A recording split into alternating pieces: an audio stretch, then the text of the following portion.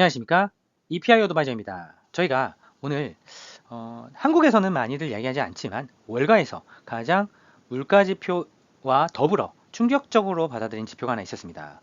미국의 공공부채의 이자 비용에 해당되는 부분입니다. 근데 그게 왜 중요하냐? 미국은 그냥 달러 찍어내서 갚으면 되는 거 아니냐? 라고 생각하실 수도 있지만 지금 현재의 이자 규모가 어느 정도냐면 GDP의 2.4%나 됩니다. 즉 잠재 성장률이 2%밖에 안 되는 미국에서 2.4% 이자 비용을 내버리게 되면 마이너스, 즉 경기가 불황입니다. 즉 바이든 정부 입장에서는 특히 자넷 옐런 장관이 최근에 했던 인터뷰 중에 하나가 지금 현재의 미국의 부채 규모는 공공부채 규모는 어느 정도 관리 가능한 수준에 있긴 하다. 너무 높긴 하지만 이자 비용의 부담은 지금 그 수준을 넘어서고 있는 것 같다. 라는 형태의 인터뷰를 했습니다.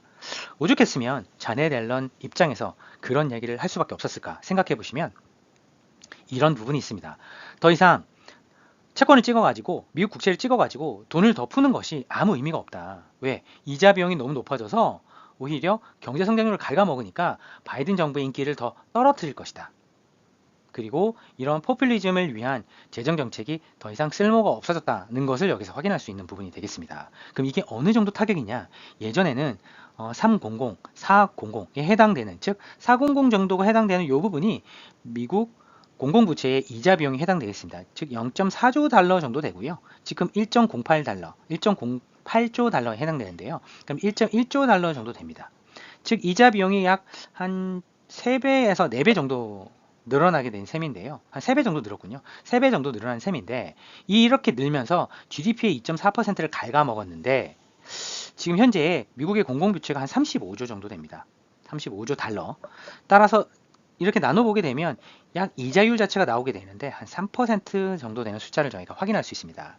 즉 지금 미국의 공공부채의 평균 이자율은 약 한 3% 정도 되는데 지금 기준금리가 5.25에서 5.5% 정도 됩니다. 따라서 지금보다 이렇게 장기적으로 끌고 가게 되면 약 한 1.8배 정도, 약 2배 가까운 수준으로 금리가 올라가게 되고요. 그렇다는 얘기는 지금은 GDP의 2.4%밖에 안 갉아먹지만 약 2배가 된다고 하면 4.8% 정도 GDP를 갉아먹게 됩니다. 그럼 확실한 미국의 경기 불황을 의미합니다. 즉 대선에 있어서도 절대로 바이든 정부한테 유리하지 않은 결과가 되겠습니다. 따라서 이제는 미국 재무부가 함부로 채권을 찍는 데 있어서 옛날처럼 쉽게 채권을 찍을 수 있는 옵션은 더 이상 없다. 즉 공격적으로 채권을 찍어봤자 미국의 재정 상태만 더 악화시킨다. 즉 민간에게 부담만 더 주게 된다. 왜? 결국은 세금으로 메꿔야 되기 때문에. 따라서 결국은 지금 미국 국채 시장에서 놀라운 일이 발생을 하고 있고요.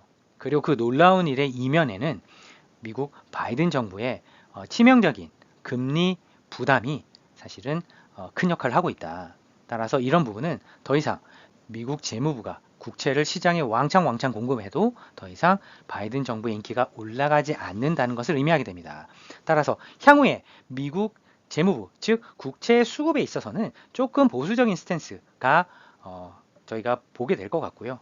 아직은 예상이지만 향후에 만약에 이런 시그널이 분명히 잡힌다고 한다면 미국의 국채 수급은 놀랍게도 빠른 시간 내에 개선될 가능성도 저희가 염두에 둬야 될 것 같습니다. 저희는 이렇게 미국 국채 수급에 관련된 그리고 미국 재무부 입장에서의 스탠스를 분석해 본 것을 오늘 공유 드렸는데요. 이렇게 이자 비용에 대한 부담이 만약에 바뀌게 되거나 아니면 국채에 대한 수급이 조금 더 업데이트 된다고 한다면 다른 영상을 통해서 그 부분을 좀 심층적으로 더 분석해 보도록 하겠습니다. 감사합니다. EPI 어드바이저였습니다.